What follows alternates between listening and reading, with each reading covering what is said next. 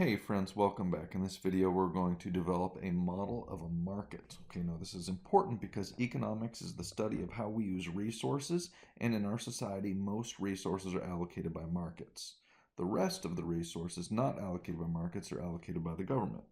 Okay, so model of a market has to keep in mind what a market is. Now, a market can take on lots of different forms. It can be somewhere formal, like a store that you walk into. It can be somewhere less formal, like a street corner, or it could be somewhere that's virtual, like an internet market that you might access using your smartphone or something like that. Okay, so a market can take on lots of different forms. At its heart, a market is simply the arrangement or institution by which buyers and sellers come together. So all of these different markets basically just involve buyers and sellers getting together. And so our model of a market just needs to incorporate these two players, if you will, the buyers and the sellers. Now, our model is called the supply and demand model. The demanders are the buyers, and the suppliers are the sellers. We're going to have some relatively strict assumptions about this model that we're going to build here, namely that it has many buyers and sellers, that the firms are selling identical products, basically, and that it's easy for new firms to enter the industry. Now, these are relatively strict assumptions. However, if you loosen them up a little bit, the results don't change very much. So it's still quite a useful model for us in our efforts here. All right. So once we build a model, we'll see that a model of a market can help us understand important things about markets, like how the price is determined and how many units will be produced. Okay. So think about the market for bottled water, for example, right? The demand for premium bottled water is sort of related to questions like this. How many bottles do consumers want to buy, right? So demand is all about the purchasers. So essentially, we're wondering how many bottles do the consumers want? That's what the demand is about. Now, that's affected by the price of the water, but also lots of other factors. Including prices of other goods, right? There are lots of things that you could buy instead of water that would quench your thirst, for example, right? Now, the supply of bottled water, basically we're trying to answer this question, how many bottles are producers willing to sell? Of course, this is very much affected by the price of bottled water. If the price goes up, firms want to sell more because they're making more money, and that's the whole objective of the firm, right? There are lots of other factors that go into how many bottles the producers are willing to sell, including the prices of other goods, things that the supplier could produce instead of water. Also things like how much does it cost to bottle the water, stuff like that, right? So our model of a market is going to try to take into account these two groups, the buyers and the sellers, the demand and the supply, if you will, okay? What we're going to do is start by handling these two groups separately. Once we understand the different things that affect the demanders or the buyers, and we understand how to model those things graphically, then we will do the same thing for the supply side. Once we have the demand and the supply sides kind of figured out in terms of their incentives, the things that motivate them, and how to model it graphically, then we will put supply and demand together to see how their interactions determine those important outcomes, like what the price will be and how many units will be sold. So here we are starting with the demand side of the market. Okay, so this is just basically all about the buyers. Now we know that there are a lot of things that affect the buyers. Probably the most important thing that affects buyers is the price of the water itself. Now there are many, many other things that affect buyers too, so we're going to have to try to understand those other factors and incorporate them. But for now, just think about the price and how consumers would respond to different prices. I think most of us are comfortable with the idea that lower prices make consumers happier, right? In other words, when the price falls, consumers want to buy more, and when the price rises, consumers want to buy less. Well, that's what's captured here in this chart here. We'll call this a demand schedule. Notice the left column you have prices, the right you have the quantity that would be demanded. Okay, so, and you can see that as the price falls, the quantity demanded increases. Now, what we've done here on the right is graph that, all right? So we've put prices on the vertical axis, and we put quantity on the horizontal axis. We have put our numbers, the prices we're considering, and the quantities that we believe would be demanded at those prices on our axes, and we have plotted points, right? Each of these dots along the line represents one of these sort of price quantity combinations on our demand schedule, right? Here's the first says that when the price is 250, the quantity demanded will be 3, and that's what this first dot right here says. At a price of 250, the quantity demanded is 3. So this is called a demand curve. It plots the relationship between the market price and the quantity that would be demanded. Definitely the most important thing about this demand curve is that it is downward sloping. And it's that negative slope that captures that relationship that we know is true, that when the price falls, the quantity demanded increases. And vice versa, when the price rises, the quantity demanded decreases. That is what's captured in the slope of this demand curve. All right?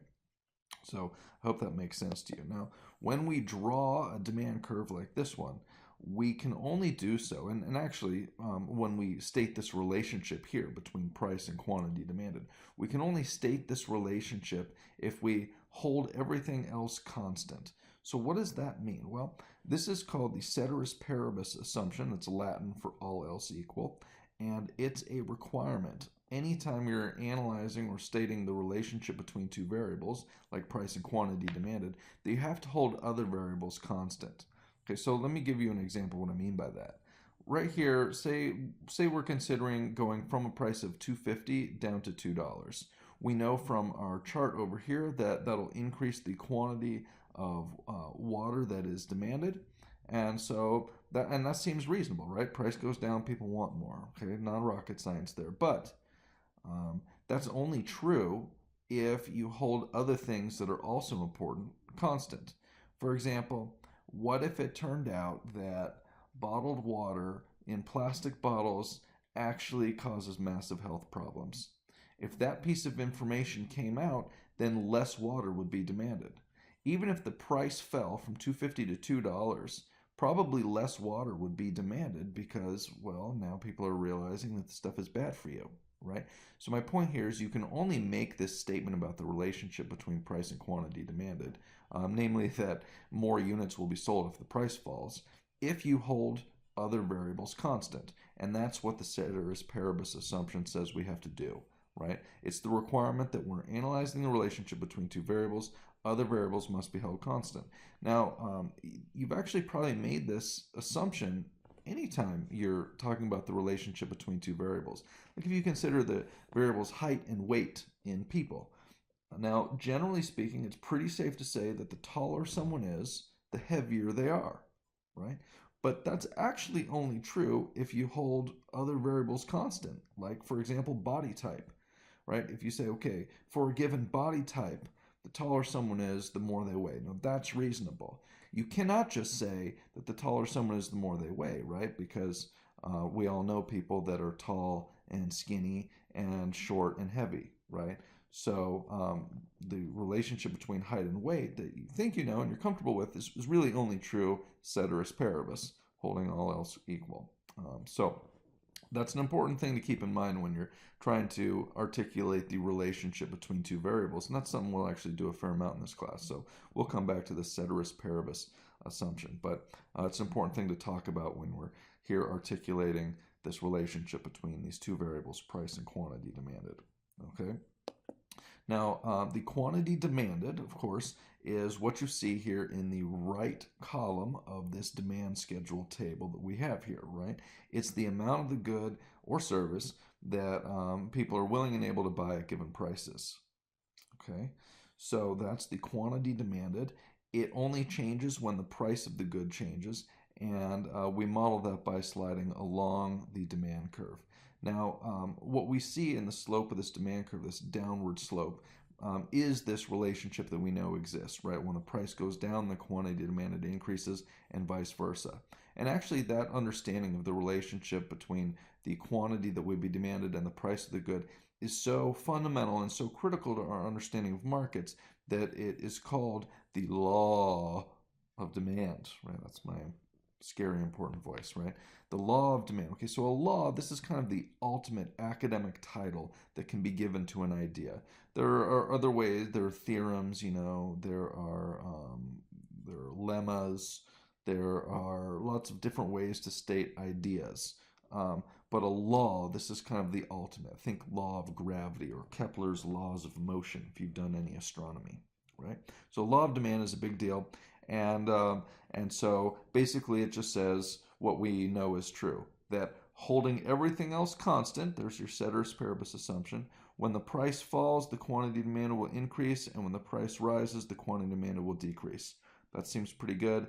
That law of demand is here in the slope of this demand curve. All right.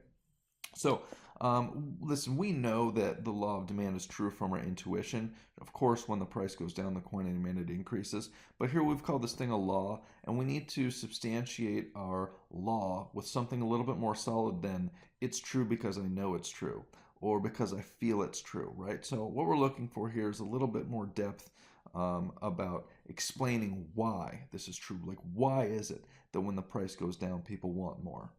Well, there are two explanations for the law of demand called the substitution and the income effect. Essentially, the substitution effect assumes that for the particular good, there are multiple things that could satisfy the need.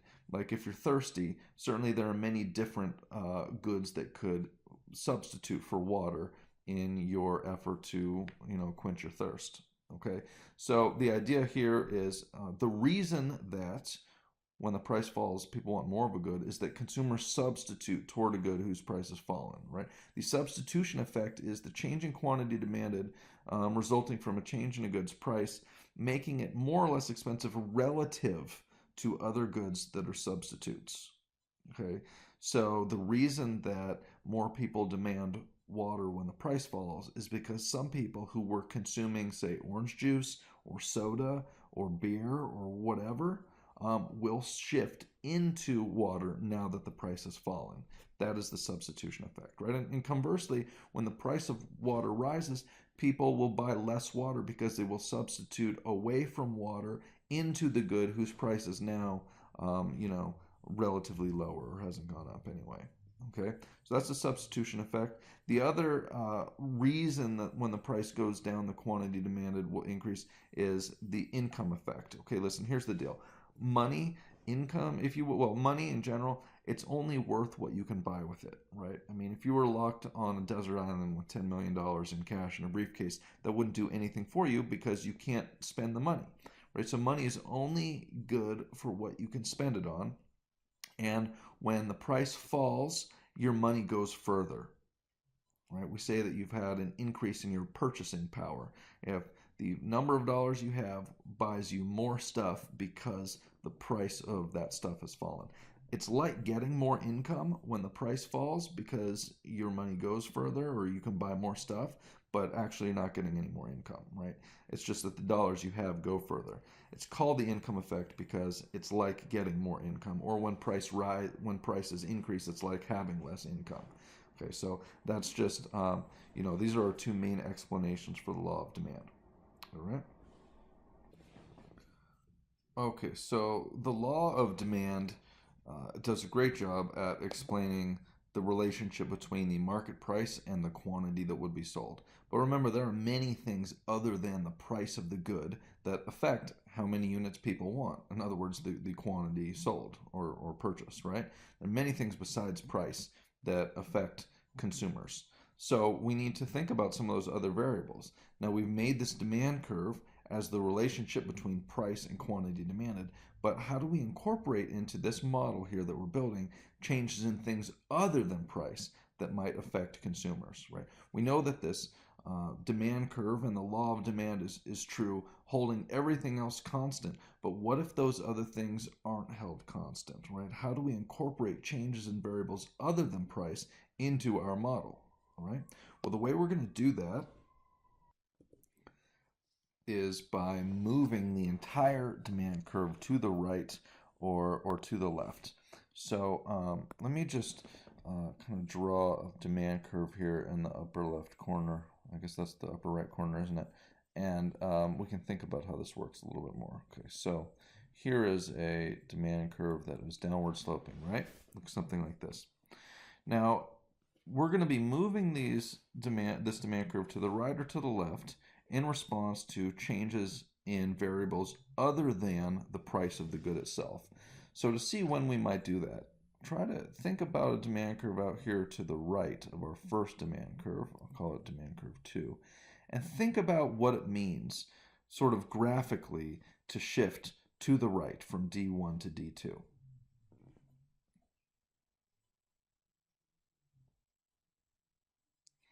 So basically what I want you to see here is something like this, right? What this rightward shifted curve shows is that even if the price of the good stays exactly the same, more of the good is demanded for some reason. That's what a rightward shift shows, right? Say we start up here at P1, whatever that is, and originally we're kind of at this spot on the demand curve. A rightward shifted curve shows that even if the price stays constant at P1, that something else has changed so that now more of the good is demanded, right? And notice that this is true no matter what the price happens to be. We could have started down here at P2 and been at this point along the original demand curve, right? A rightward shifted demand curve says basically that even if the price stays exactly the same here at P2, something else changed so that now more of the good is demanded, all right? So this is what we're looking for with a rightward shift in demand. Basically, something other than the price has changed that makes it so that more of the good would be purchased for some reason. That's what a rightward shift says, and that's called an increase in demand. Now, there are lots of things that could cause this, like, for example, an increase in income, okay, for most goods, for what we call normal goods. We'll talk about that in a minute. But say income increases. Even if the price is high at P1 and stays there, right? If income increases, probably more people are going to want the product, even if the price of the good doesn't change at all. But that's true also if the price happened to be low down here at P2, right? If we're stuck here at P2 and income increased, even without any change in the price, more of the good would be demanded, right? So that's what this rightward shifted demand curve shows, that something other than price changed so that more of the good would be demanded. An increase in income will do this. An increase in the price of a substitute good will do this. Now, substitutes are goods that can be used for the same purpose. So if the price of a substitute good rises, then people are going to shift away from that good and into this good, right? So the demand for a good will increase if the price of a substitute good rises. There are lots of things that could cause more of the good to be demanded other than price. And we're going to handle that by shifting this whole demand curve to the right. Remember, this means that something besides price has changed, making the good more attractive. There are lots of things that could cause that shift. I just went over 2 of them. Now, keep in mind, this demand curve could shift to the left also, and the interpretation is analogous. A leftward shifted demand curve shows that even if the price doesn't change, something else changed, making the good less attractive, right? Originally, imagine we were originally here at, let's see, I'm just going to erase this a little bit here. All right, something like that. Okay, so imagine that we were originally here at P1, out here on the second demand curve D2. If something changes that makes the good less attractive and the price itself doesn't move, less of the good is going to be demanded. And that's what this leftward shift shows, right? So maybe income decreases. If the price doesn't change, or price is here at P1 and income decreases, well, less of the good is going to be demanded. So we're going to move to the left, right? And this is true no matter what the price is. If income decreases, say we originally started here at P2, if income decreases, less of the good is going to be demanded. And so we have a movement like this, right? A leftward shift in the demand curve says that something other than price changed, making the good less attractive, and that's called a decrease in demand. Lots of things could do this, right? A decrease in the price of a substitute good, right? People buying this good originally, whatever this is, bottled water or whatever, will shift into the good whose price has fallen, for example, all right? So My point here, friends, is there are lots of things other than the price of the good that will affect how many units consumers want, and we're going to incorporate those changes into our model by shifting the demand curve to the right or to the left, depending on whether or not the change made the good more or less attractive to consumers. All right, so that is the deal. Okay, so I hope that makes sense to you. We will definitely be able to incorporate and get lots of practice with this stuff as we go, right? So just try to remember, right? If something changes other than price that makes the good more attractive, we move the curve to the right. If something other than price changes that makes the good less attractive, we move it to the left. Now, if it's the price itself that does change, then we move along the demand curve. That's called a change in quantity demanded, right? But when we're moving the whole curve right or left in response to a change in any variable other than price, that's a change in demand. Now, don't get these terms confused. A change in demand versus change in quantity demanded. They sound very similar, but they mean different things. The tests for this class are word questions, and so you have to be on top of small differences in wording like this because it's the difference between choosing the right and the wrong answer. So we'll get lots of practice with this. Now, there are lots of different things that affect market demand, right? And when we talk about demand, we mean the whole demand curve. A change in demand is a shifting of this entire curve. So demand is this entire price-quantity relationship. Now, there are lots of different things that affect demand. These are things other than price that affect consumers. I talked about income, prices of related goods, like substitutes, but there are also complements, goods that are consumed together. And then there are lots of other factors too: tastes, population, demographics, expected future prices. We'll talk about each of these, but we should note that this is a very incomplete list. There are probably hundreds of things that we could put on this list of things other than price that affect consumers, like the quality of the good, the health information that exists about the good, right? I mean, there was a time when people didn't know cigarettes caused cancer, for example, right? That piece of information had a significant effect on market demand for cigarettes. But notice it's not even on this list. It's kind of buried in tastes here, if you want. Um, you know, the cigarettes causing cancer decrease people's taste for the product. Okay, that seems reasonable. But, you could put a lot of other things on this list. That's my point. Maybe hundreds of things, right? So, but we'll consider these five. Now, the main thing I really want you to be able to do is, yeah, you're going to have to know some definitions and work with these five things that shift demand. But I really want you to think about the intuition behind, behind how this works, right? That a change in demand is caused by a change in any variable other than price, and that when a change happens that would make the good more attractive, we move the curve to the right, and when a change happens that makes a good less attractive, we move the curve to the left. And that's true as long as the change is something other than the price of the good. If it's the price of the good, we move along the curve. Now, that intuition will get you as far as you need to go with these five variables, but it'll also allow you to handle any of the hundreds of real world variables that aren't on this list, but do nonetheless influence market demand. So, the understanding intuitively what it means to have the curve shifting right and left is really critical. So, with regard to income, there are a couple of caveats here. Now, for most goods, for what we call normal goods, demand increases as income rises. All right, and that makes sense, right? As people have more money, they typically want more stuff. That's the whole point of getting more money, is so you can afford more stuff, right? And so when income increases, generally speaking, demand for products rises. That's true for most things. For normal goods, that is true. But there are goods for which it's not true, where you might actually buy less of the good if your income increased. Think about that for a minute. Is there anything in your life that you would buy less of if you made more money? Right? Well, listen, when I was in college, I ate a lot of top ramen. The lowest price I ever got them for was 10 cents a piece. I got 10 for $1. And so I was feeding myself for 10 cents a meal.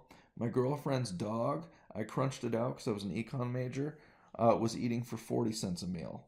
So the dog was eating for 4 times the cost per meal as I was eating. And it was at that point, friends, that I made some adjustments to my diet. So anyway, I do not eat much ramen anymore because I ate too much as a college student. And so I made more money. I shifted away from ramen noodles. And so for me, that's an inferior good. There's nothing like super inferior about this. Subway restaurants actually do really well during recessions. It's because people go there because it's relatively cheap food. There's nothing wrong with Subway, right? But it's an inferior good because the demand increases when people's income falls. So this term inferior sounds a little bit derogatory, but it's not meant that way. It's just that there's something going on there if consumers want less of the product if they make more money. But anyway, with regard to changes in income, this is something that you have to be aware of. You're going to get questions from me about how does the change in income affect the demand for a product. It'll say in the setup of the question if the good is normal or inferior, but you have to keep in mind that this is a really important difference and that it totally affects your answer. For a normal good, income will increase. If income increases, the demand shifts to the right. But for an inferior good, an increase in income shifts the demand to the left. All right, so that's just something you got to be aware of.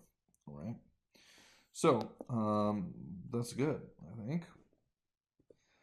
This is just a visual description. Here's an increase in income for a normal good. This is an increase in income for an inferior good.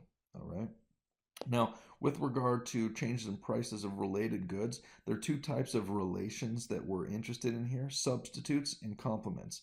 I've mentioned substitutes already a little bit. Substitutes are goods that can be used for the same purpose. Complements are goods that are typically consumed together, like peanut butter and jelly, or um, hamburgers and hamburger buns or whatever. Substitutes, these are goods that can be used for the same purpose.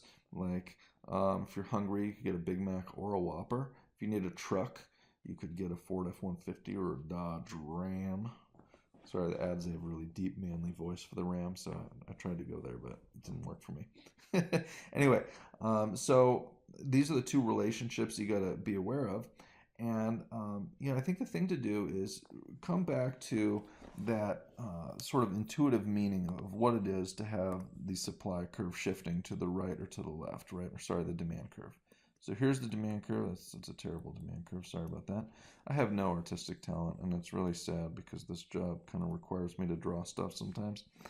Anyway, so a rightward shifted demand curve says that something other than price changed that makes the good more attractive. So even if we started here at P1 and we stay at P1, a rightward shift says something else changed to make the good more attractive. Now, this is also true if we had been down here at a lower price, right? Something else changed so that even if the price stays exactly the same at P2, now more of the good is demanded for some reason. So that rightward shift says the good has become more attractive. A leftward shift says it has become less attractive. Now, with that interpretation in mind, you can just kind of intuitively push your way through some of these examples, right? What do you think happens to the demand for Big Mac if the price of the Whopper rises?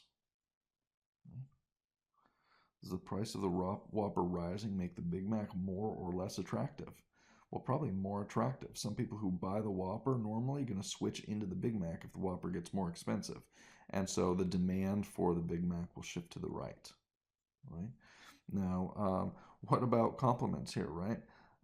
Big Macs and McDonald's fries. Okay, so these are complements. People typically buy these together. Now, if the Big Mac goes up in price, people are probably not going to buy the Big Mac anymore, or not as much, right? That's just the law of demand. But that's going to affect the demand for fries also. If people are buying less Big Macs, that means less fries. And so if the price of the Big Mac goes up, then the demand for fries goes down. Now the opposite is true too. If the Big Mac goes on sale, then people are going to buy more Big Macs. They're going to buy more fries. So the demand for a good will increase if the price of a complement falls. All right. So it's kind of how substitutes and complements work. All right. Here's kind of a picture of some of that stuff that I just went over. Right. Now, when we talk about the tastes for a good, right? Remember, we're going through these 5 variables that shift market demand. We've done income. You have to worry about the normal and inferior goods. We've done prices of related goods. Okay, so you got to worry about complements and substitutes. Now we're on to our third, which is tastes. We'll also do population demographics and expected future prices. Okay, now tastes. The tastes are just kind of overall consumer preference for a good. Typically, we think about advertising as changing the tastes for a good. A 30-second ad during the Super Bowl, for example, is really, really expensive. The only reason that firms are willing to pay millions of dollars for a 30-second ad is because they know that it'll increase the demand for their product and, increase their profits by more than the cost of the ad itself, right? Otherwise, they wouldn't pay for the ad. There'd be no point. Tastes can change for a lot of different reasons. You think about health information as changing the taste for a good also, but I kind of think of it as something separate, but maybe not. It doesn't really matter. Anyway, taste can change for a good. If the good becomes more popular, the curve shifts to the right. If it becomes less popular, it shifts to the left. Simple as that, right? Now, demographics are statistics that describe populations. So demographers are people that study populations, and they will break down a population across a lot of different statistics, demographics, if you will, right? So, for example, a demographer will break down a population with respect to race, religious affiliation, political affiliation, gender, age, eye color, what kind of clothes they like. I mean, as much information as they can get, we can break down a population. So demographics describe these populations, how they change, and the truth is that populations change all the time.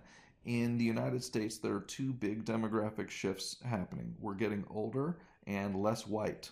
That is what's happening. And this is relevant because as groups grow or shrink in size, so too does demand for products favored by those groups, right? We're seeing a significant increase in people in their 80s right now, right? Because we have serious advancements in healthcare that are helping people live longer. Now, so what that means is the number of 80-year-olds that exist is growing. And so the demand for products favored by people in their 80s is shifting to the right as there are more customers, right? Something other than price changing, making the good more attractive. Well, more customers will do that, okay? Now, finally, expectations about future prices. Look, the deal is that consumers like low prices. And so they look at, what they think the prices are going to be in the future, and that affects their willingness to buy today. For example, if prices are supposed to be higher in the future, that makes today's prices look more attractive. So demand today will increase if folks think the price will be higher in the future. Lower prices in the future make prices today look worse, right? And so demand today will decrease if people think prices will be lower in the future as people wait for those lower prices, right? If I told you the price of gas was going to triple today, you'd probably go out and, fill a gas tank up if you have a car, or if you're really into it, go buy a gas truck, right?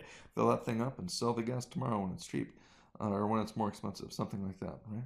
So listen, these are definitely 5 different things that we've gone through that can shift the demand curve around to the right or to the left. There's some definitions you need to know in there, but big picture, the intuition is really the most important thing. A rightward shifted curve shows that more of the good is demanded for some reason other than the price of the good decreasing. All right. So, have you ever been to an Apple store? Try to get those people to talk to you about what's happening with future products. They are pretty tight-lipped, that crew. And the reason is because people in the Apple store know that new models are substitutes for the current model, and that people will wait for the new model to come out. And so if they talk about new stuff coming out, it's bad for existing sales. People will wait until the next product comes out, and also they think prices for the current model will be lower in the future because they know when the new one comes out, the price of the old one falls. So this is one really good reason why the people in the Apple store will not tell you anything about new products, even though sometimes they know stuff. They do. All right. Now, in this section, we've gone over a lot of terminology that sounds similar. The most problematic for students is these two terms, uh, change in demand versus a change in quantity demanded. These two things sound really similar, but they mean different things. And you have to be able to distinguish between terms like this that sound familiar. I mean, we've had others too. We had the substitution effect and we had substitute goods, right? Those two things sound similar, but they mean really different things. And you have to know these differences, friends. You got to have this terminology down. So change in demand versus change in quantity demand, this is probably the most important one. It comes up a lot in the answers to the questions that you're going to be assessed on, right? Now, these questions are word questions, hence the definitions and the differences between words really matters. So change in demand versus change in quantity demanded. A change in quantity demanded is caused by a change in the price of the good. Remember when we first developed a demand curve that we considered some different prices. We thought about how the quantity demanded might change. And, at a price of like $2.50, for example, we saw that there were three. And then when the price falls to $2, we said we'd get four. These were millions of water bottles sold, right? Something like that. So this is the first time we saw the term quantity demanded. This is quantity demanded right here. And quantity demanded is changing right here from 3 to 4. Now, the only thing that causes a change in quantity demanded is a change in the price of the good itself. It was this relationship that we plotted to create our first demand curve, right? So when we use the term a change in quantity demanded, this is what we're talking about. It's caused by a change in price and is shown by a movement along the curve, like so, right? Now, since then, we've been dealing with a change in demand, which is where the whole curve is shifting. Lots of things cause that, right? We went through 5 of them: income, price of related goods, taste, population, demographics, and expected future prices. But in reality, there are probably hundreds of things that cause the demand to change. Only one thing causes a change in quantity demanded, a movement along the curve, and that's the price of the good. Everything else causes a change in demand, which is the whole curve shifting to the right or to the left. Okay, so hope that makes some sense to you. Now, if you're pondering a career as an economist, one of the things you might be able to get a job doing is forecasting demand, right? Companies pay economists and consulting firms, and a lot of them have in-house folks that do this, but they pay them to sort of predict how much of the good they're going to be able to sell. That's called forecasting demand. You can see why this would be really important to companies. They want to know, how much should I produce, right? No firm wants to overproduce and have a bunch of money tied up in inventory, and no firm wants to underproduce either and leave money on the table, right? So they try to get it right, and to get it right, they have folks that forecast the demand. You could do this. So what do you have to know to forecast the demand? Well, you want to start with last year's demand and then make some adjustments to it. Think, well, how did incomes change? Right? Are we in a recession? Have incomes fallen? Or we're in an expansion where incomes are rising? Or are things flat? Right? You want to know, how have incomes changed? How has the availability of substitutes changed? Have consumers' tastes changed? Right? Have we done some great advertising? Have our competitors just destroyed us with ads? What has happened? Right? How have consumer demographics changed? You got to try to factor in everything that you know about the demand for a product and use that information to forecast the demand for next year. Of course, there's lots of room to be wrong, but this is an important job, and you can get paid good money for doing it. So I hope that makes some sense, friends. So that is the demand side of the market. Let's have a look here at the supply side. The supply side of our market model is where we will handle everything that affects the sellers. The buyers in the market are handled with the demand side and the demand curve. The sellers are here with the supply side and, what you'll see in a minute, the supply curve. Now, when we talk about supply, generally we're thinking about how many units would be produced. Now, there are lots of different things that affect how many units would be produced. The price of the product is probably the most important, but there are many others, like the cost of producing it, right? And how many other firms exist in the industry, and what people think of the price in the future, and lots of other factors too. But we will start, of all these different things that affect these sellers, we will start by thinking about the price of the output itself. So returning to our water bottle example, here is a supply schedule, this table, right? In the left column we have prices, and in the right column we have the quantities that would be supplied.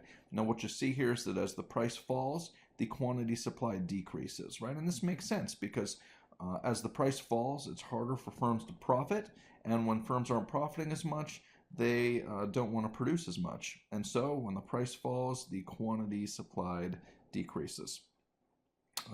And when the price rises, the quantity supplied increases.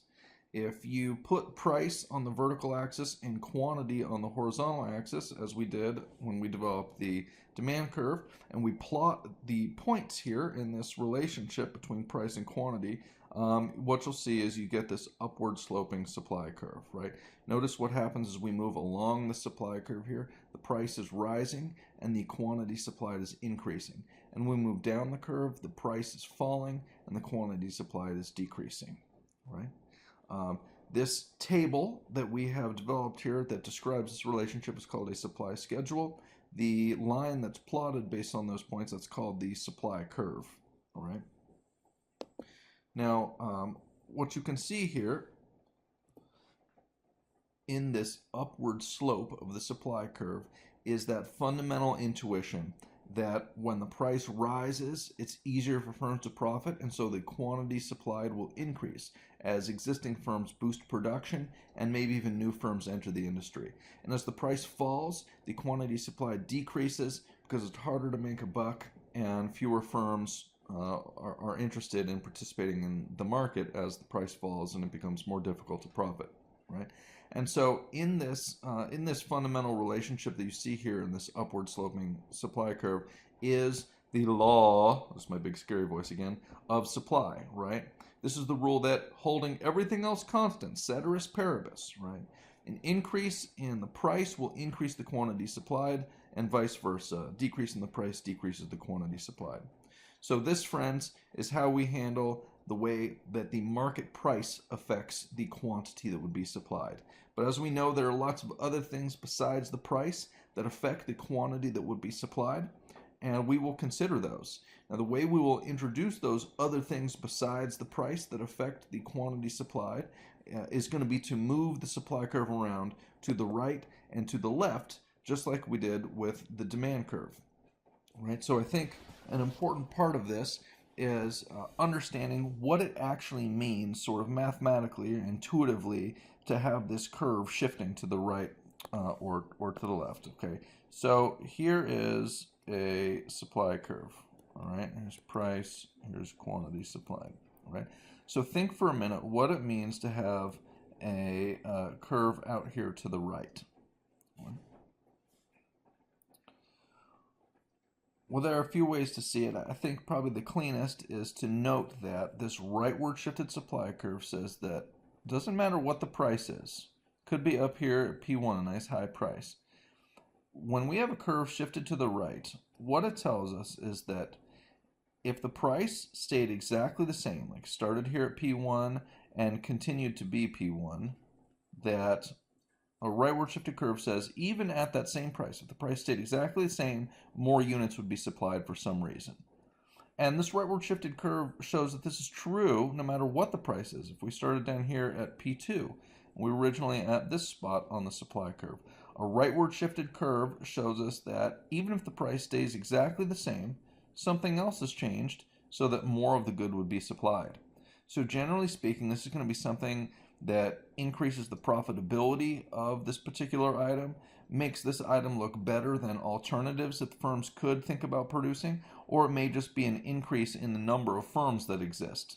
But basically, a rightward shifted supply curve says something other than the price has changed, makes it so more of the good will be produced. And a leftward shift says the opposite. Leftward shift shows us that even if the price stayed the same, less of the good would be supplied for some reason. Lots of different things could cause this, but ultimately, when you've got the whole curve moving around, shifting to the left and to the right, something other than the price has changed, making it so more or less of the good will be produced for a rightward and leftward shift, respectively. So that's what's going on with this curve shifting to the right or to the left. Something other than the price has changed, making the good more or less attractive to produce. All right. So it's really similar to what we had on the demand side, where the curve shifts around when something other than price causes a situation where more or less of the good would be consumed. Right. So anyway, this is what it means for the supply curve to shift around. There are lots of different things besides price that affect how many units will be produced. We're going to handle all of those things by shifting the curve to the right or to the left. There are some definitions that you have to know, and we'll go over those, but the main thing is the intuition. You're going to be given changes for both demand and supply, and I'm going to ask you to model those changes. What you're going to have to do is figure out, based on the change you're given, first of all, would this affect the supply or the demand curve? And once you figure out whether it affects the buyers or the sellers primarily, then you say, okay, well, would this make it so more market activity would take place or less? And for both curves, if it's more market activity, you shift the curve to the right. If it's less market activity, you shift it to the left. So we'll get some practice doing that, but ultimately that's where we're going with this. You're going to have to actually shift these things around here in due time. All right. So, as I mentioned, this supply curve shifts around, and these denote and basically articulate changes that are in some variable other than the price of the good itself. So there are many things that could move this supply curve around. We will consider only 5. Okay, this is a really incomplete list, but it's a list of the important ones, and because it's incomplete, that's why I think understanding the intuition behind what makes the supply curve shift to the right and to the left is important. If you understand that intuition, that more production means a rightward shift and less production means a leftward shift, then you could handle these 5 variables and any of the other variables that we could put on this list. All right. So we will consider these separately, but let's talk about them briefly. So prices of inputs. Inputs are anything that the firm needs to produce output. So this could be raw materials, workers, land, machines, that sort of thing. Okay. Now, technological change. Technology is a sort of a problematic word for students in this course a lot of times because it has such a common usage, right? But in economics, technology means something specific. All right. Technology is the process that firms use to convert inputs into outputs. So you can kind of think about a firm as, at least this is how economists do sometimes. We think about a firm as kind of a black box. Okay, this is the firm. All right, and what the firm does, every firm, is it buys inputs. And once it has obtained the inputs, whatever the firm needs to produce the output, inside the firm, the technology is applied, right? So whatever process the firm uses to convert the inputs and the outputs, whatever process is used is actually applied. And after the technology is applied to the inputs, the firm sells the output. Every firm works this way. All right. So technology is the process the firm uses to convert the inputs into the outputs. And generally speaking, that technology just gets better because technology is a process, right? We don't generally forget processes. Now, there are some times when technology might decline because a process is made illegal. For example, some companies in the past have used, part of their technological process has been to just be able to dispose of their waste for free. Back in the day, chemical manufacturers could just dump the waste from their chemical production into rivers. But nowadays we have the Clean Water Act, and that's illegal. So the government forced firms to dispose of their waste in a more responsible way, and it increased costs for the firms, and you could model that by something that makes firms worse off and therefore a leftward shift in supply. Now, prices of substitutes in production. There are a lot of goods that firms could produce, right? Think about the number of goods that Coca-Cola could produce. They have a lot of different drinks that they make. Substitutes in production are goods that can be produced using similar inputs. So Coca-Cola has a lot of goods like this. They could produce Coke, they could produce Diet Coke, and the price of Coke affects the amount of supply of Diet Coke. Say for some reason the price of Coke went through the roof and Coca-Cola could barely keep up with demand for that product, Well, then they would probably end up producing less Diet Coke in order to supply more of the Coke whose price has risen, right?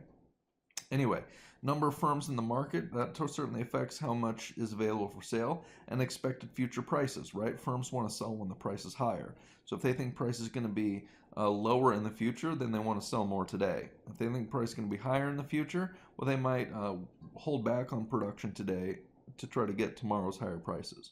So we'll talk about each of these specifically, but that's just a brief run through, right? So as I mentioned, inputs are anything used in the production of a good or service.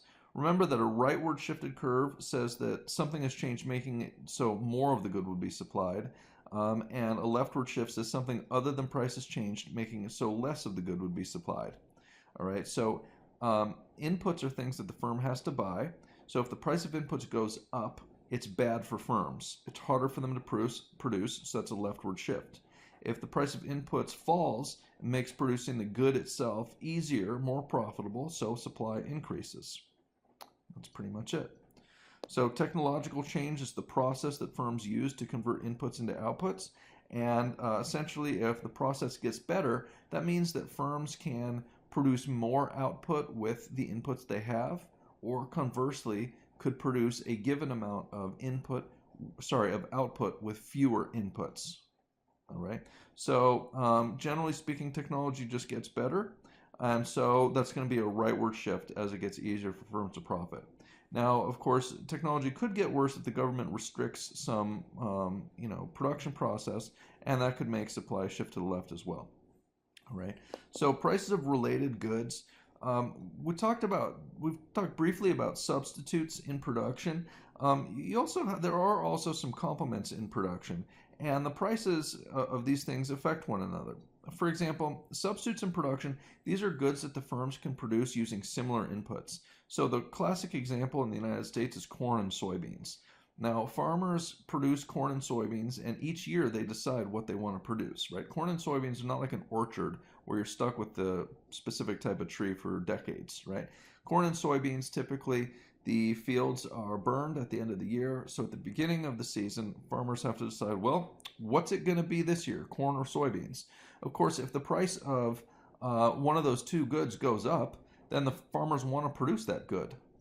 And it means the supply of the other good is going to decrease, right? For example, if soybeans goes up in price, then the farmer will want to supply soybeans, and that means he'll plant less corn. So the price of a substitute in production rises, the supply of a given good will decrease, and vice versa.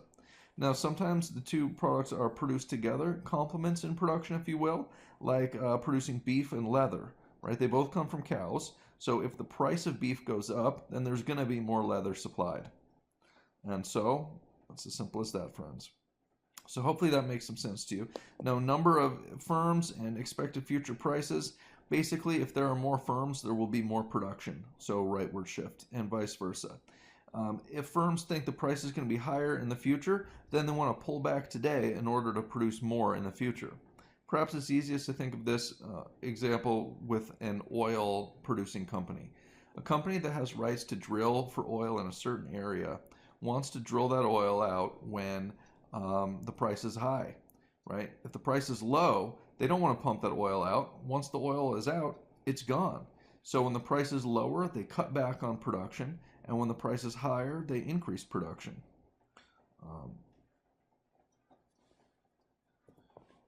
And of course, what determines whether or not today's price is higher or lower is the firm's expectation of future prices. If firms think prices will be higher in the future, cut back today. If firms think they'll be lower in the future, then produce more today. All right. So these are all the different reasons, and well, a few of them anyway, that the supply curve can shift to the right or to the left. There are some definitions to know here, but the key thing is to understand that a rightward shift means more production will take place, and a leftward shift means less production will take place. And that's valid for any thing that affects firms other than the price of the good itself. If the price of the good itself changes, you move along the curve. That's a change in quantity supplied. If anything other than price changes, the whole thing shifts, and that's a change in supply. And that's what's here on this diagram. You'll recall we had something similar at the end of our demand section. A lot of this terminology sounds similar, so you got to keep this stuff straight. Change in supply versus change in quantity supplied. Those terms sound similar. They mean different things.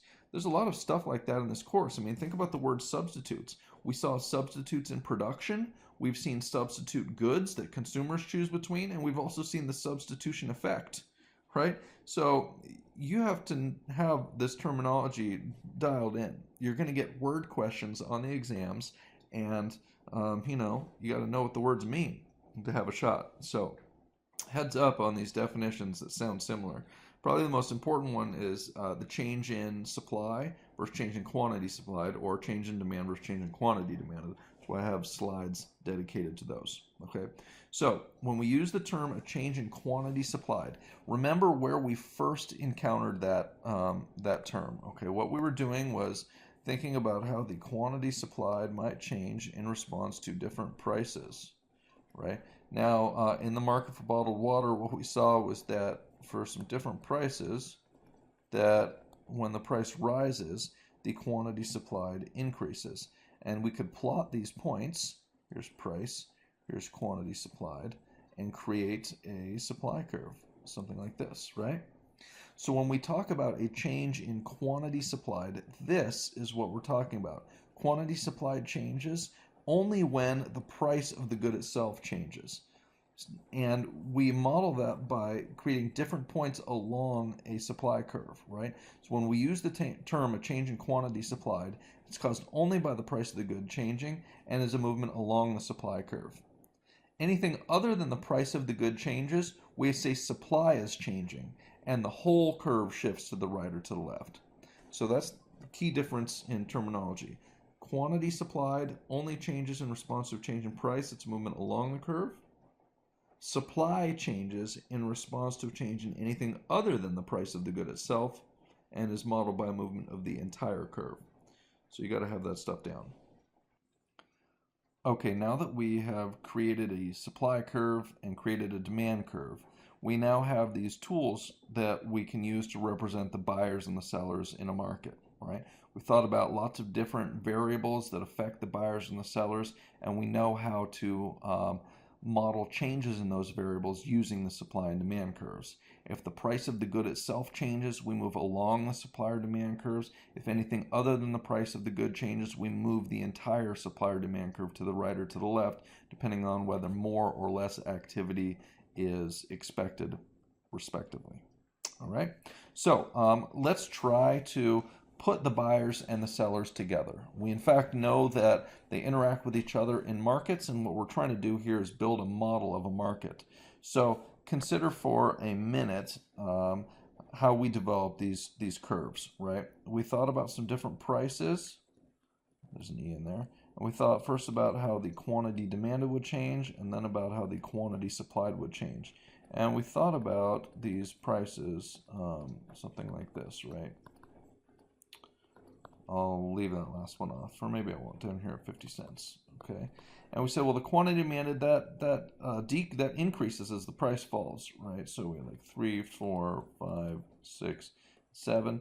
And the quantity supplied, that actually decreases as the price falls. Firms prefer the higher prices, so we had numbers that look like this. Now, the market equilibrium, by definition, is where quantity supplied equals quantity demanded. Notice that there is only one price where the quantity supplied equals the quantity demanded, and it's here at $1.50, right? So we say that $1.50 is the equilibrium price, and that 5 is the equilibrium quantity. All right. Now, if we graph these, if we were to graph these, remember what happens here. Here we have price, here we have quantity, here's the supply curve, here's the demand curve, and this point right here, that is the equilibrium. That is where the quantity supplied equals the quantity demanded, it's 5 units, and where the price must be $1.50. Now, the reality is that this equilibrium, this point here, this is our expected outcome in the market. And you'll see why in a minute, but basically it's because if the price is anything other than the equilibrium, a surplus or a shortage will emerge, putting pressure on the market to move towards that equilibrium. All right, so here's a prettier graph than the one I just drew, but it is nonetheless the same thing, right? We put these supply and demand curves together. This point where they cross is the equilibrium, and it is denoted by an equilibrium price, $1.50, equilibrium quantity of 5, right? Now, as I mentioned, the equilibrium is the expected outcome, which is to say that if this supply curve accurately depicts the preferences of sellers, and if this demand curve accurately depicts the preferences of the buyers, then we think this will occur, this equilibrium. Specifically, that means that 5 units, 5 million, I guess in this situation, will sell at a price of $1.50. Now, the reason we think this is the expected outcome is because if it's not the current outcome, there will be pressure pushing us towards that outcome. For example, imagine if the price was $2. Notice that if the price was $2, that the quantity supplied, which is here, is 6 million, and the quantity demanded here is 4 million. So we have a situation where you have 6 million being produced and only 4 million being desired. And that's a surplus, friends. We have more units being produced than what will sell. And you can quantify it, right? We have a surplus here of 2 million units because we're supplying 6 and only demanding 4, all right? And so what do you think happens to the price if there are these surplus units that are existing that are not selling, right? Of course, the firms have to lower the price in order to sell those units. And that's what happens anytime there's a surplus. This surplus will put downward pressure on the price towards the equilibrium, right? So if the price is above the equilibrium, a surplus emerges, putting downward pressure on the price. Now, what if the price is below the equilibrium? Well, say, for example, the price was 50 cents. Notice that down here at a price of 50 cents, that consumers want to buy a lot of water. 7 million bottles of water down here is what the quantity demanded is. You can tell because that's where the price of 50 cents crosses the demand curve.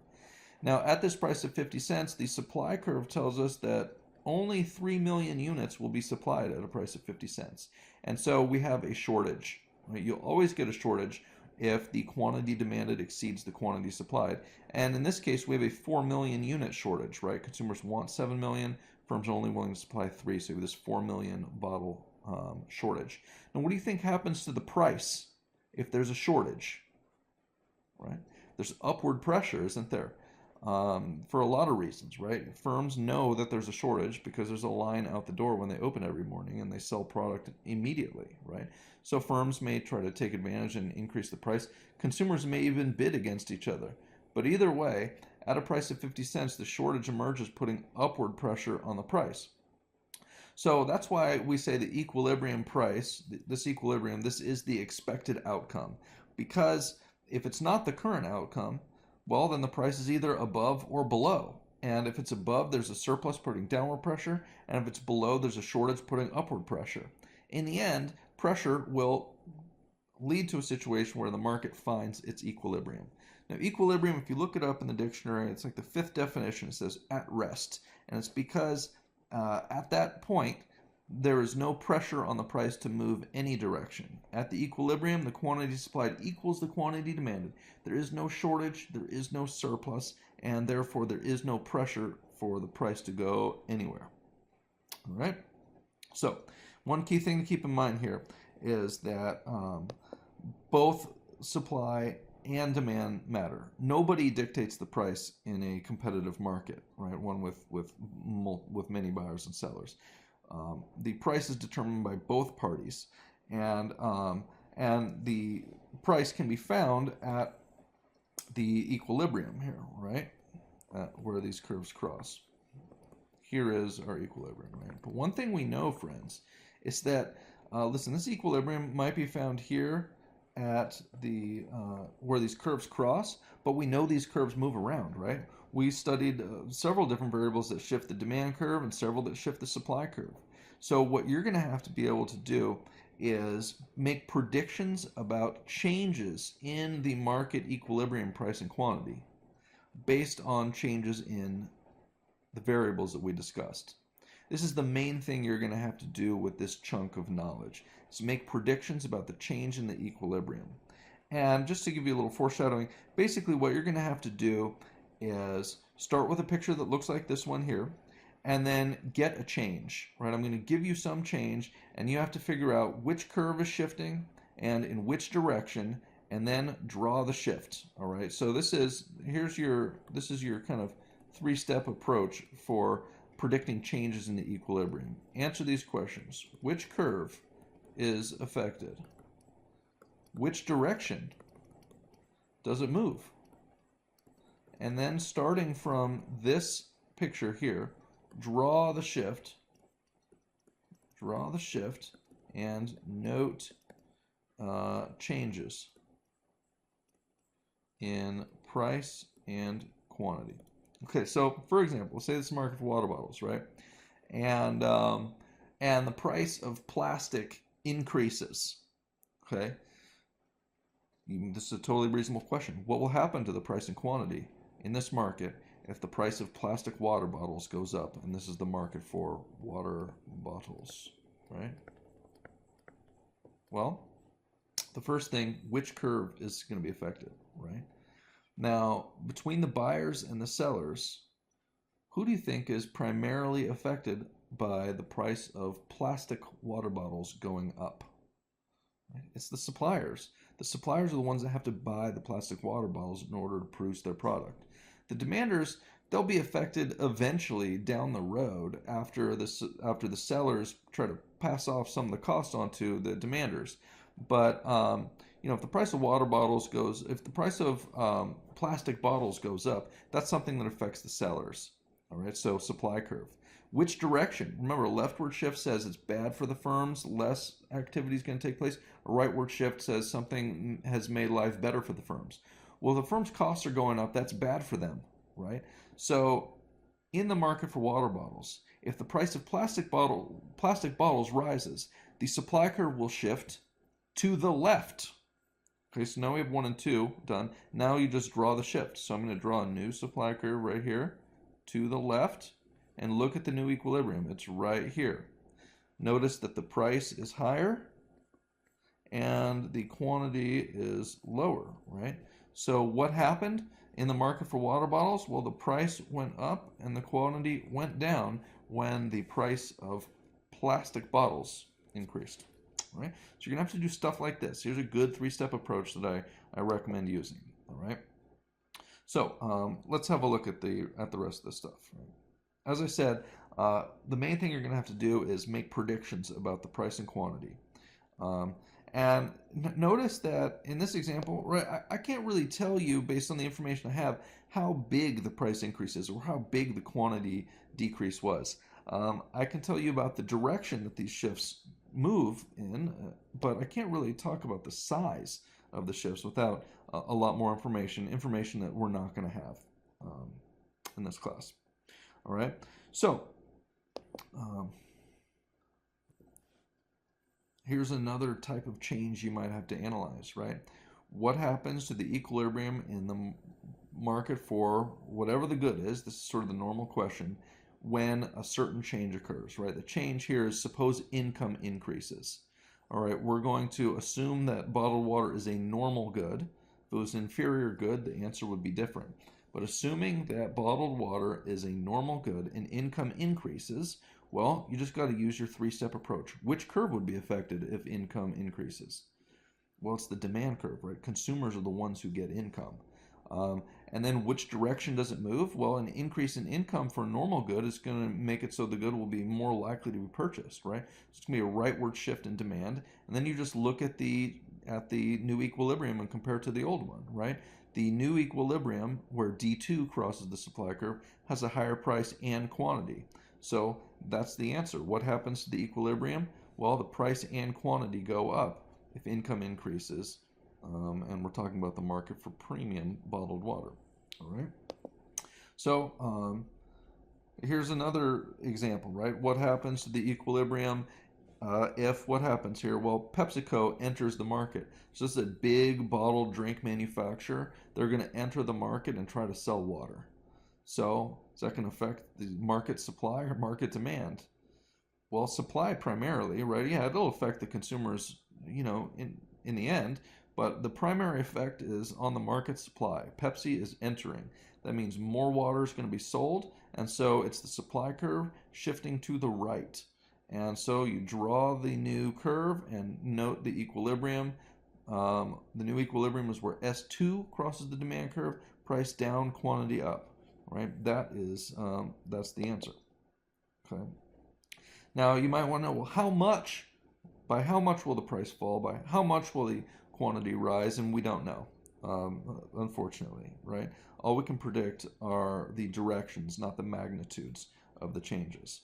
Now, when you've got just one curve moving, it's relatively straightforward to figure this stuff out. Just go through that three-step approach that I mentioned.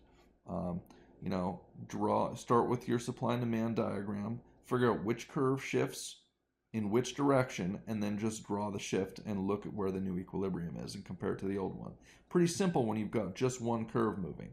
This table right here represents all of the possibilities. And what we have in here are the situation where you have only one curve moving. Those are all filled out here. Now, the reality, of course, is that you can have both supply and demand shifting at the same time, and it happens all the time in the market. So you got to be able to handle something like that. So here's an example, right? Orange juice sales fell by more than 15%. Okay, so that means the quantity has declined. Without any information, without any other change, we would think that if less is selling, the price is probably going to be lower because, well, that's what firms do. When they don't sell as much, they try to lower the price. But the reality is that in this time period, the price actually went up. So what we have is a situation where the sales declined, but the price actually rose, right? So we have this situation here where the quantity decreased and the price increased. Now, there are ways that could happen with only one curve shifting around. Namely, if you were originally here at this equilibrium, and what we're seeing is that the quantity went down and the price went up. That could happen if supply was decreasing, right? Price up, quantity down, all right? But think about this quote here. People are shifting to a low-calorie natural product. All right, so if that's true, how would we capture that in our supply and demand model, right? People are shifting to low-calorie natural products. This is the demand changing, isn't it? So some Deutsche Bank analyst claims that demand has decreased here, and that may very well be the case. But in our picture, the only way we could get what we've observed is if it's the supply that's decreasing. Okay? Well, look, if demand is decreasing, and we know that that's true, well, you would expect that that would cause a decrease in the price, right? Here's the two curves. If it was just demand decreasing, you'd have something like this, and notice here's the original equilibrium, here's the new equilibrium, that the price has fallen, right? So if this Deutsche Bank analyst is correct, and people are shifting to low-calorie product, demand should shift left, decreasing the price, but we know that the price actually went up. Okay, so there's a couple things happening here. Let's believe the Deutsche Bank analyst that demand is decreasing, but in order to get what we actually saw then, a decline in quantity and an increase in price, there must be something else happening here. Okay, so there is something happening. There's a disease in the citrus crop, right? And it's reduced the supply, right? Now here's a diagram of what's happened here. You've got demand shifting to the left for the Deutsche Bank analyst's reason, and all else equal, that would cause the price to fall. But what we know is that the price increased, and so you've got this big shift in supply happening here because of the diseases in the citrus trees. Right, so a big decrease in supply and a small decrease in demand will result in the price actually rising. Right, the decline in demand would cause the price to fall. The decline in supply would cause the price to rise, when both of these two things happen at the same time, if the price has in fact risen, it must be because the decrease in supply outweighed the effect of the decrease in demand. Okay? So I hope that makes some sense to you. So you're going to have to make predictions about changes in market equilibria according to changes in certain variables. Now, for our purposes, you're basically very rarely going to know the size of the shifts relative to another. In this particular example, we were able to tease out the fact that it must be true that the supply shift was bigger because there was a decrease in demand. Decrease in demand would cause the prices to fall, but the price actually went up. That was our clue that something else is going on. And it turns out the problem with the citrus trees is the culprit, right? Okay, so coming back to our water bottle example here. Now, as income rises, kind of two things are going to happen.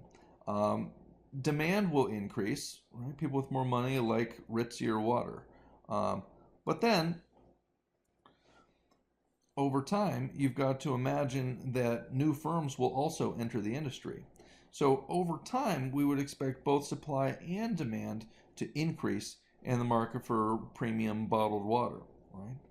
But how much will the supply and demand change? That we don't know, right? And if you have both curves shifting to the right, you could have lots of different possibilities, right? It could be like this picture shows that the demand shift is bigger than the supply shift and therefore prices go up, right? Or well, let me avoid that for a minute. So think about these two things happening separately, right? If you just had the supply curve increasing, right? If you just have supply increasing, then that decreases the price.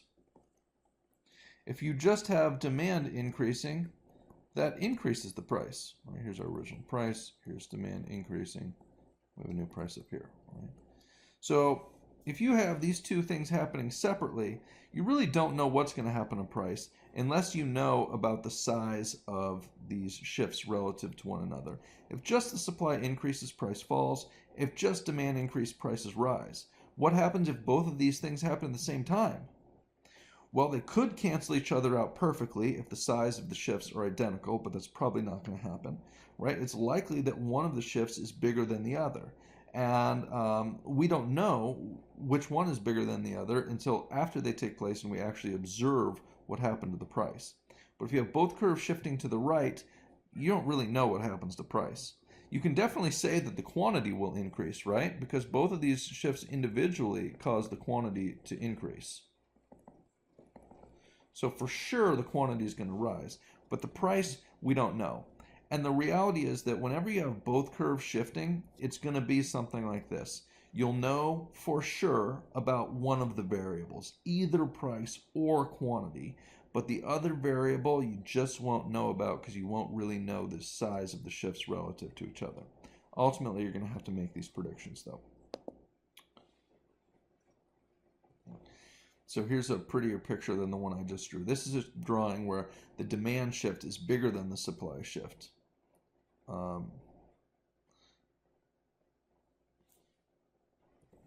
Causing the price to rise. Here is a picture of the supply shift being bigger than the demand shift, causing the price to fall, right? So we're not going to know what actually happens to price until after these changes take place and we can observe the market. If we're sitting here trying to predict what's going to happen, we don't know what the truth is with regard to price. Quantity will certainly increase, but price we don't know. So here is that table fleshed out a little bit further, right? If we have both curves shifting to the right, we can definitely say quantity increases, but the price, it could increase, decrease, or be unchanged. Here are the four scenarios where you've got both curves shifting. Ultimately, you're going to be able to say something about one of the variables, but the other variable you won't know about. All right. So one last little sort of common misconception to clean up before we get into some examples is this. Suppose that supply increases. All right. We know that will make the price go down and the quantity go up. And it's tempting to think that because the price is going to go down, there's going to be an increase in demand. But that's not true. Remember that when the price decreases, it's a change in quantity demanded, a movement along the demand curve, right? Not a change in demand. So basically, more units will end up being consumed, but that's an increase in quantity demanded caused by the price falling. Right? Remember that the demand curve already describes how much of the goods consumers want to buy at any given price. So when the price falls, that's already described by the current demand curve. The whole curve is not going to shift. All right? Okay, so let's maybe do some examples. Okay, so here are some examples that I made up for you regarding the market for lemonade. Okay, so lemonade needs, to make lemonade, you need lemons, sugar, water, and that's just, I guess, a piece of information you need to do this question properly. All right, so remember when you have, these changes and you're trying to predict what happens in the market, and by that I mean, when I say what happens in the market, what I'm really looking for here are what happens to the equilibrium price, P star, and the equilibrium quantity, Q star. Okay. Now remember, we have a three-step approach. All right. Step one, which curve is affected? Right? You got to answer these questions. Step two, which direction does it shift? And then step three is to draw the shift. Draw the shift and compare new equilibrium to old one.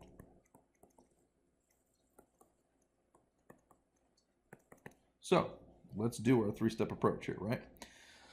So for question one, the price of lemons increases. All right, which curve is going to be affected? Supply or demand? Well, price of lemons is going to affect the firms, right? The lemonade producers. Okay, so we're going to have supply shifting. And which direction will it shift? Right? Well, price of lemons goes up. Firms have to pay for lemons, so that's bad for them. It's going to be a leftward shift. Okay, so it's going to be the supply curve shifting left, and then we're going to draw that shift. Here's our original equilibrium right here. Here's our new supply curve number 2. Look at our new equilibrium now, right? Notice that the price is higher and that the quantity is lower, right? So that's the answer to part 1 here, is that the price went up, went up, and quantity went down. Okay, so that's how we handled part 1. Now, what about number 2 here? Number 2 says income increases and lemonade is a normal good. So which curve is affected when income changes? It's the demand curve, right? Because the consumers are the ones who get income. And is income increasing going to result in more lemonade or less lemonade being purchased? Well, it's a normal good. So that tells you with more income, you're going to have more demand. So for number 2 here, we should have the demand curve shifting to the right. And once you know you've got the demand curve shifting to the right, you just draw that. It's our original equilibrium. Here's the demand curve shifting to the right. Look at our new equilibrium up here, right? Looks like the price is higher and the quantity is higher also. So we've done this. So number 2, that's going to result in price up, quantity up. Okay, good. So how's this feeling so far, friends? Pretty reasonable. Just follow your 3-step approach here. Apply the definitions, and we're where we need to be. So we get to numbers 5 and 6 here. Okay, so number 3 says, price of limeade, a substitute in production rises. Okay, so substitutes in production. Price of a substitute in production, is that going to affect the supply or demand curve? Well, you got to know what a substituent production is, first of all, right? These definitions are critical. So substituent production is a good that can be produced with similar inputs, right? So the price of limeade goes up. So we're thinking firms could produce either lemonade or limeade. Sure, that sounds reasonable. Now, if the price of limeade goes up, how does that affect the market for lemonade? Well, listen, this is all about production, right? Substitutes in production. This has to do with the supply curve, right? And here's the thing, right? If the price of limeade goes up, lemonade producers might switch to producing limeade because that's going to be more profitable, right? So the price of limeade goes up, then the supply of lemonade goes down as firms switch to the thing whose price is increased, right? So we've got the supply curve shifting, and it's going to shift for lemonade to the left because the firms would prefer to produce the limeade. So we've got supply shifting to the left. You just draw it. Here's our original equilibrium. Here's our new equilibrium, call it S2. Here is our new point where they cross, right?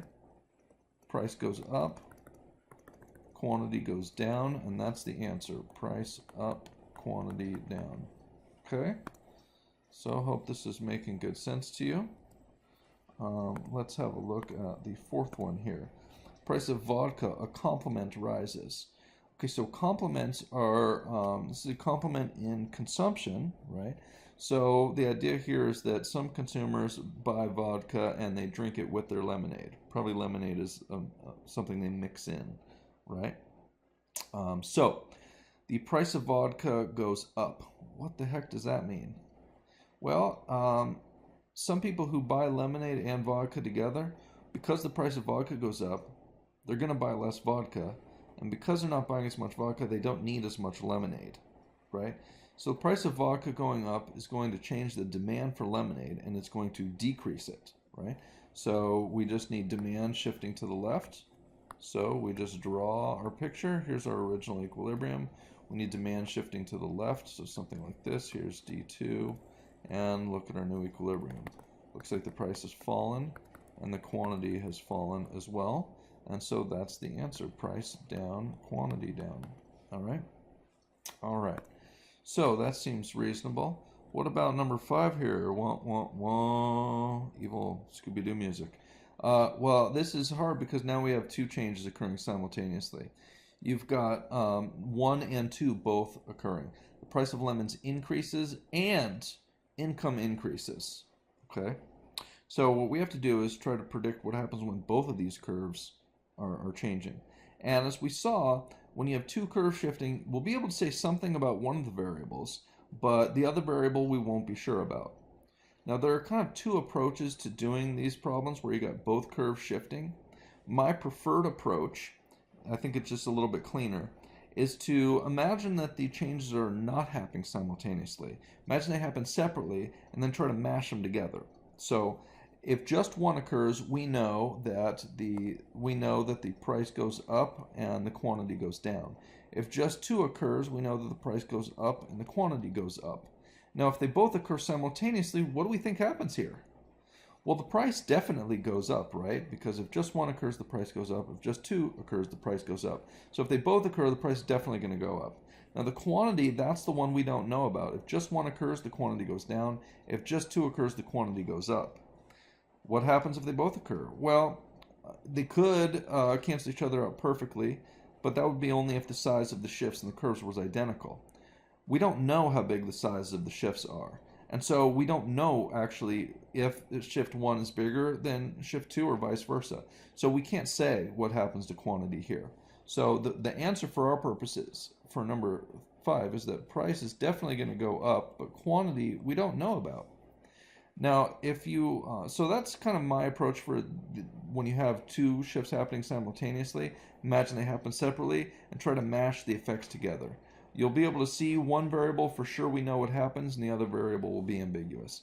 Now, if you want to draw these curves, you can do that, but keep in mind that you don't know how big the sizes of the shifts are relative to one another. So you probably want to draw the shifts to be roughly the same size. Now, if just 1 occurs, we've got supply decreasing. So there's, oh, that's terrible, but I'll work with it. There's supply decreasing. Um, and we've got income increasing here too, right? So let's see here. What do I want here? I want income increasing. So there's D2, there's D1 with this rightward shift.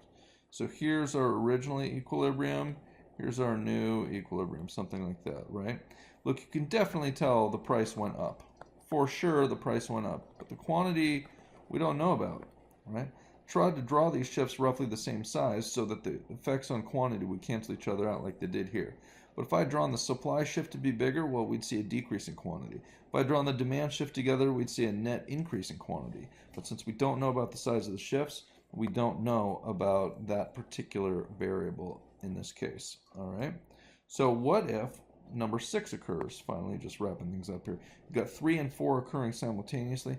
If just 3 occurs, you've got the supply decreasing, and so price up, quantity down.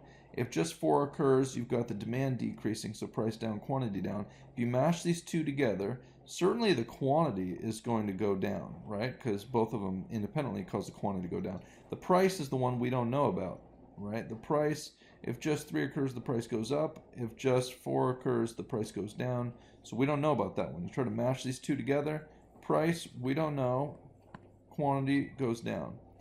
So that's the answer. If you want to do the picture drawing approach, that's no problem. Just try to make the shifts the same size and you'll be able to see which variable is ambiguous. So we've got supply decreasing, something like that. Here's our original equilibrium. And we've got demand decreasing as well. Okay, so here's demand decreasing as well. Oh, that's just terrible. So here is where S2 and D2 cross. This is our new equilibrium. And you can see the price. We don't know.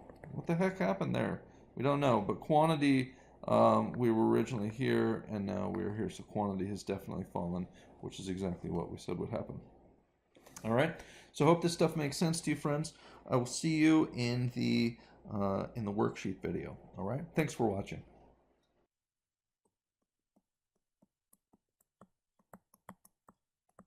Econ's production.